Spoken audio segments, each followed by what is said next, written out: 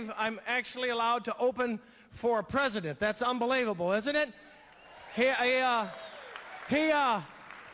I was talking to him backstage, and he said, you know, I met Sting, and his haircut's worse than yours. So I thought that was pretty nice of him. Big crowd. Thank you for that warm welcome from all of you. It's great. I didn't realize there's this many people in here. Huge, huge gathering. I think I want to thank Tim Clue, who's just out here. I'm not sure about that, but I think so. And the Secret Service are working him over right now, and then, but they won't hurt him, believe me. You know, I don't know if anybody's in debt tonight, but if you are, I'm going to tell you right now not to worry about it, because I used to worry about it, and it doesn't help at all. I used to be in a little bit of debt, and it bothered me a lot. Now I'm in a lot of debt, it just bothers me a little.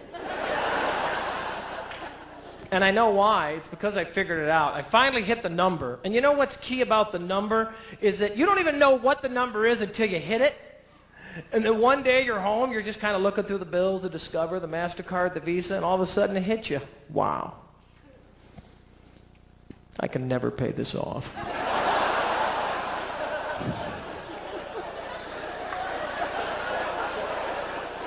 Well, maybe if I... No. All right, let's go to Target. I'm buying a big screen. Who wants one? Come on. Follow me. Yeah, we're going to have some fun. I don't care what it is. We are living the Visa Loca. We are going to go out and spend like crazy. I'll tell you, that is the best feeling, just hitting that number, because you're like, woo! Whatever happens, happens. I'm like, I don't care. What are you going to do, sue me? Put it on the Visa. My brother was always calling me up. He's like, when are you going to take responsibility for this?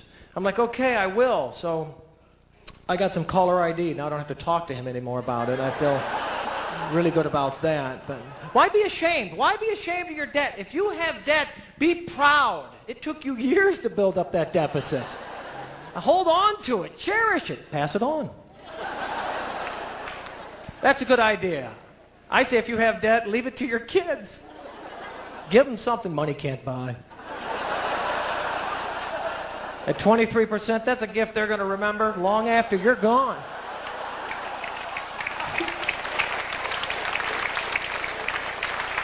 Think about it. Think about it. How many times have you hear about large inheritances just ripping families apart? I say, leave them your debt, give them a little project, bring them together to work on.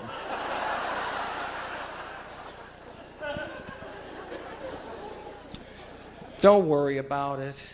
I mean, I put debt in the plus column of my life. That's how serious I am about this. Because you know what? After all these years of having debt now, I got bill collectors I consider to be pretty darn good friends.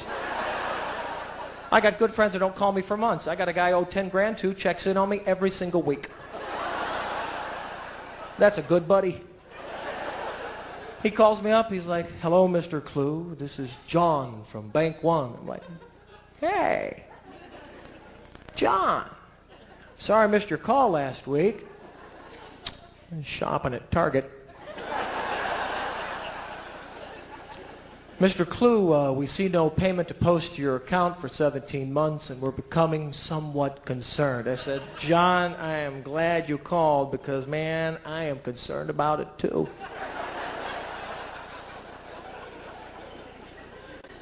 He says, well, Mr. Clue, what would you suggest then that we should do about this? I said, John, I got to tell you, I'm stumped.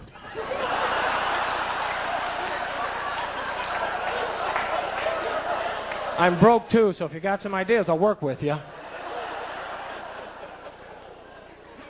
He says, well, Mr. Clue, we're hoping you might want to pay just a little bit of this off. I said, John, how long have you and I known each other?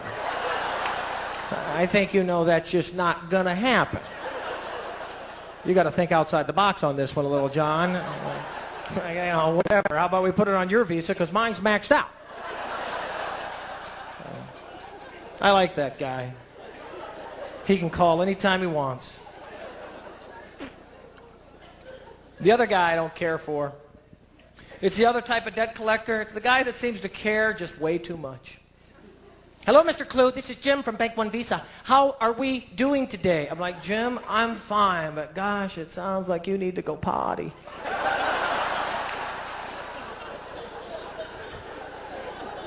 Mr. Clue, do you realize that you have a past due debt that, if not paid immediately, will have permanent and irreparable damage upon your credit rating? Are you aware of this? I'm like, Jim, I'm not only aware of it, I had a lot to do with it.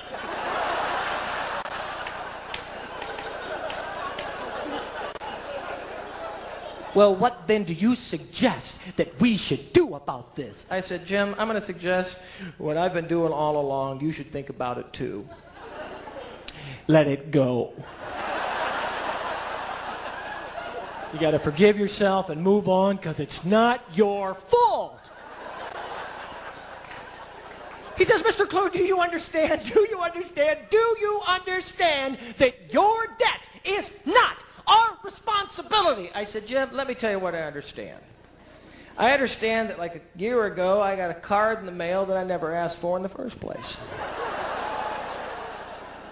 In fact, from what I know, your company gave me your seal of approval. I never asked for your approval, but you gave it to me anyway. Now I've made some impulse buys that perhaps got us in a little bit of a pickle.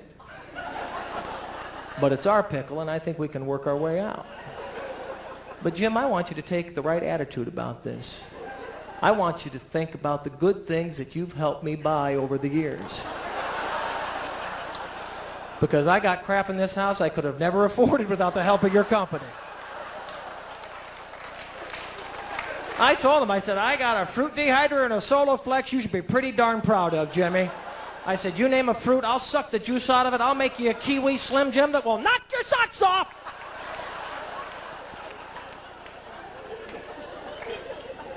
He hung up. I'm just going to kind of just explain some of the extra things that I do that might not be a part of the comedy show.